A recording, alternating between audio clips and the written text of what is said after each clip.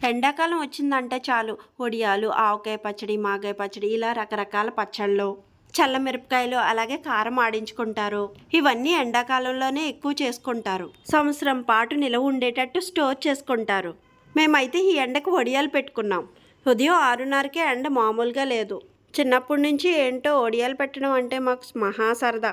ఈ ఎండకి వీపు మాడిపోయింది కానీ మాకు గంట టైం అయితే పట్టింది వడియాలు పెట్టడానికి. ఆల్మోస్ట్ చీర అంతా పట్టేసింది.